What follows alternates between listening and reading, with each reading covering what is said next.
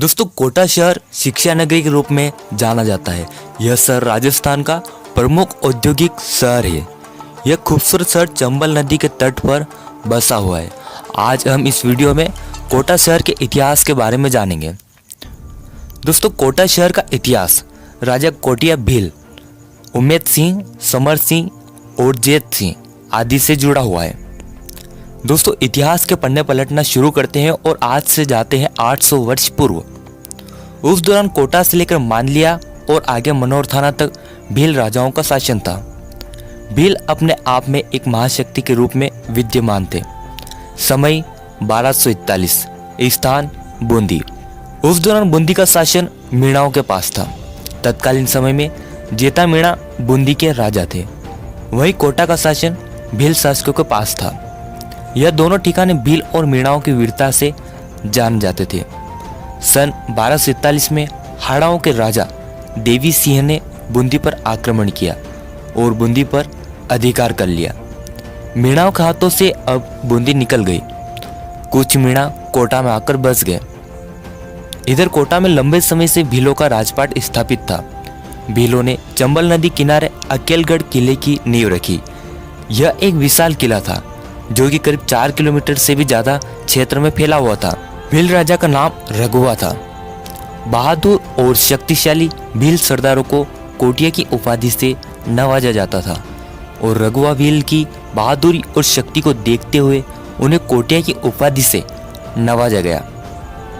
कोटिया भील के किले का नाम अकेलगढ़ था। इसी किले का एक हिस्सा दौलतगंज किला रहा जो अपनी भव्यता और सुंदरता के लिए प्रसिद्ध था। राजा कोटिया भील ने अकेलगढ़ किले में शस्त्रागार बनवाया था जिसमें सेना के लिए हथियार उपलब्ध करवाए। इतना ही नहीं, कोटिया भील ने अपने शस्त्रागार में जानवरों को भी युद्ध के लिए प्रशिक्षण दिलवाया ताकि युद्ध के दौरान वे जानवरों का प्रयोग कर सके।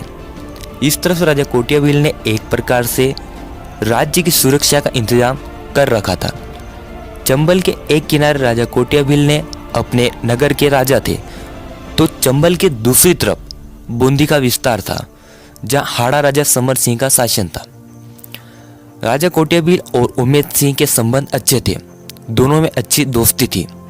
बूंदी का शासन मीणाओं से हाड़ाओं ने छीन लिया, इसलिए कोटिया भील बूंदी के हाड़ाओं के खिलाफ थे। अक्सर उनकी सेना और बूंदी की सेना में झगड़ा होता रहता था। राजा कोटिया भील ने अपने निकटवर्ती राज्य बूंदी पर आक्रमण करने की योजना बनाई। कोटिया भील ने एक मजबूत सेना का गठन किया, नए नए हथियारों का निर्माण करवाया। उन्होंने अपनी सेना में जानवरों को भी प्रशिक्षण देकर सम्मिलित किया। उन्होंने एक बेहतर रणनीति बनाई और अपनी सेना को साथ लेकर बूंदी पर आक्रमण कर दिया।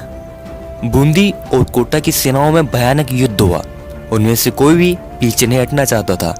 दोनों सेनाओं के मध्य भयानक युद्ध हुआ, लेकिन कोटिया भील अपने मंसूबों में कामयाब नहीं हो पाए।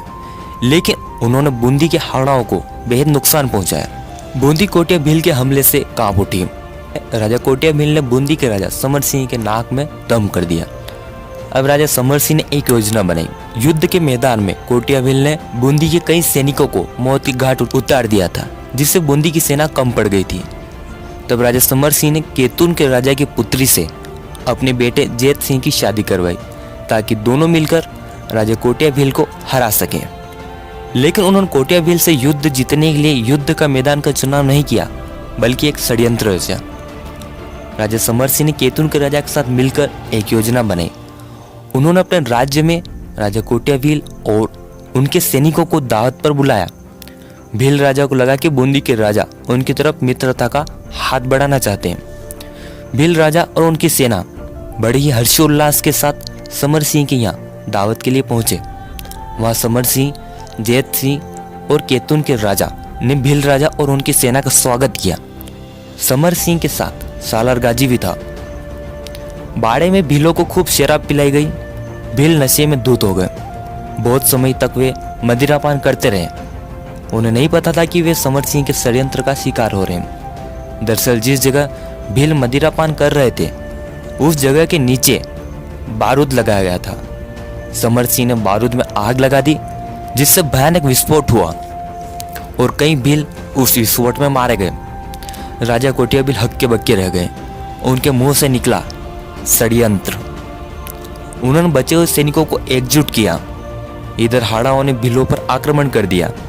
एक तो भील पहले ही नशे में धुत थे, ऊपर से वे बारूद की विस्फोट घायल भी थे, और अब हाड़ाओं ने उन पर आक्रमण भी कर दिया। दोनों सेनाओं के मध्य भयानक युद्ध हुआ। राजा कोटियाबिल से युद्ध करने सालार गाजी मैदान में उतरा, लेकिन सालार गाजी कोटियाबिल के सामने टिक न पाया और वो कोटियाबिल की तलवार से मारा गया। तभी जेत सिंह ने कोटियाबिल का सर कलम कर दिया, लेकिन बहादुर कोटिया का रुंद धड़ जेत सिंह से युद्ध लड़ता रहा। उनके हाथों से तलवार चल रही थी। तब जेत सिंह ने कोटिया के कमर के ऊपर का हिस्सा काट दिया। बहादुर कोटिया का शरीर 3 भागों में बट गया और इस प्रकार राजा कोटियाबिल मारे गए। समर सिंह और जेत सिंह ने अब कोटा पर अपना अधिकार कर लिया और कोटा भी बूंदी के अधीन हो गया। वर्तमान समय में कोटा में अकेलगढ़ और दोरदगंज किलों को देखा जा सकता है। अकेलगढ़ किले से एक शिलालेख प्राप्त हुआ। यदि उस शिलालेख को पढ़ने में सफलता हासिल हो जाए तो राजा कोटियाबिल के बारे में अनसुने तथ्यों की प्राप्ति हो सकती है। वर्तमान में कोटागढ़ पैलेस में राजा कोटियाबिल की याद में उनके शरीर के 3 हिस्से की मूर्तियां स्थापित है। सालारगाजी की याद में सालारगाजी दरवाजा है। कोटा में राजा कोटियाबिल का मंदिर स्थापित है, जहां कोटियाबिल, उनका परिवार और सैनिकों की मूर्तियां स्थापित है। राजा कोटियाबिल एक बहादुर शक्तिशाली राजा थे, तभी तो उन्हें मारने के लिए एक षड्यंत्र रचा गया। 1631 में कोटा को बादशाह शाहजहां ने राज्य घोषित कर दिया। 1631 से लेकर 1947 तक कोटा में कुल 17 राजा हुए।